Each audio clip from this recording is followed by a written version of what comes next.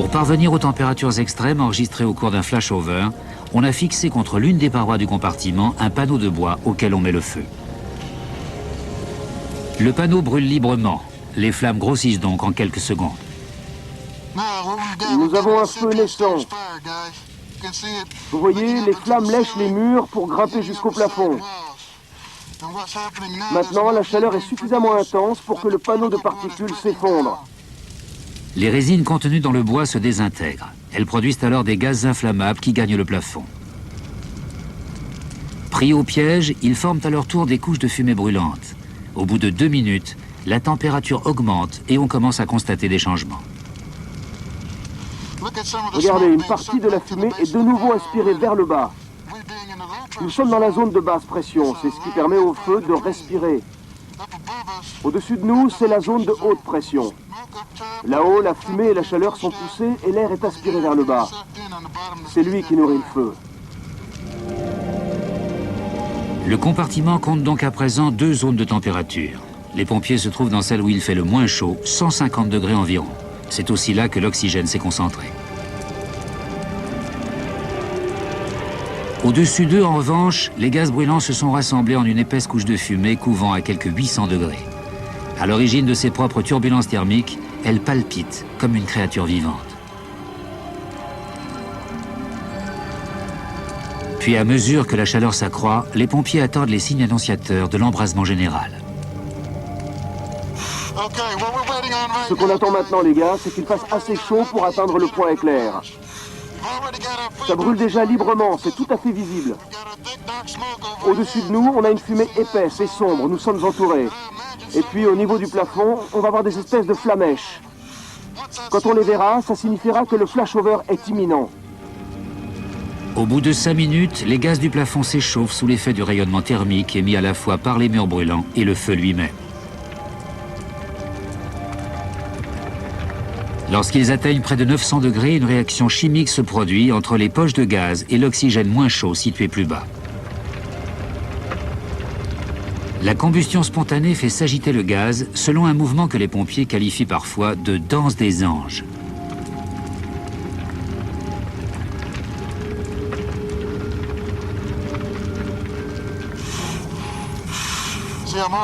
Je vois déjà le feu qui se déplace à travers le compartiment, lentement mais sûrement dans notre dos. Vous voyez comment il danse dans la fumée? Regardez, maintenant il descend vers le centre, ça commence à se propager à travers le compartiment. Ça vient de derrière et ça nous passe au-dessus de la tête à mesure que le phénomène s'intensifie. C'est le mouvement dont je vous ai parlé. Les gaz enflammés roulent alors contre le plafond en une masse bouillonnante. Pour les pompiers, c'est le moment de vérité. Cette fois, c'est le flashover. Et c'est à ça que les pompiers succombent. Si vous étiez les civils dans ce compartiment, vous seriez tout bonnement envoyés au tapis. Tout serait fini. Mais même en étant pompier, avec tout votre équipement de protection, vous allez en baver. La gigantesque boule de feu file au-dessus des têtes à près de 50 km/h. Sa température dépasse les 1000 degrés. Le rayonnement thermique qui en résulte s'avère donc suffisamment intense pour enflammer instantanément tout ce qu'une pièce normale pourrait contenir. Doug et son équipe sont donc aux premières loges pour assister au terrible phénomène de l'embrasement général. S'il s'était trouvé quelques centimètres plus haut, il serait déjà mort. On comprend aisément que pour venir à bout d'un tel monstre, l'eau ne suffit pas. Il faut plutôt apprendre à défier la logique.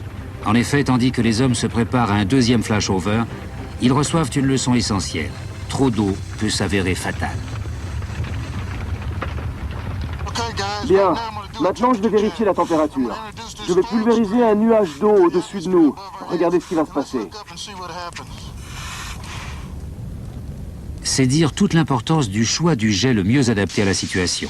Car une projection d'eau trop importante en direction des fumées brûlantes engendre un énorme nuage de vapeur encore plus chaud. Celui-ci fait descendre sur les hommes une fumée torride capable d'infliger de graves brûlures aux parties du corps exposées. Si de surcroît des flammes se mêlent à la fumée, l'issue ne peut que se révéler fatale.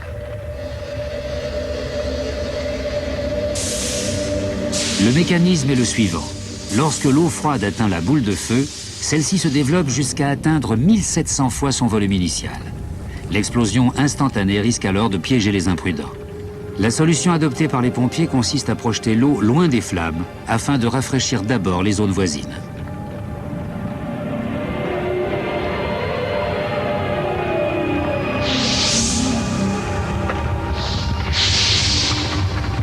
Grâce à l'utilisation de jets courts, la température des murs et de l'air ambiant baisse ainsi rapidement.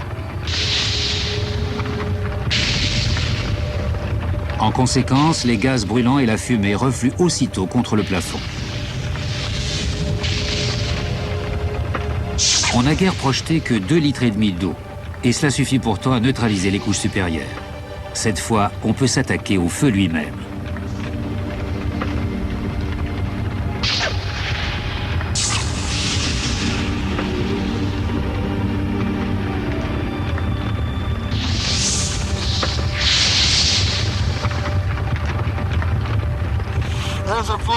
C'est le point éclair, je vais le neutraliser.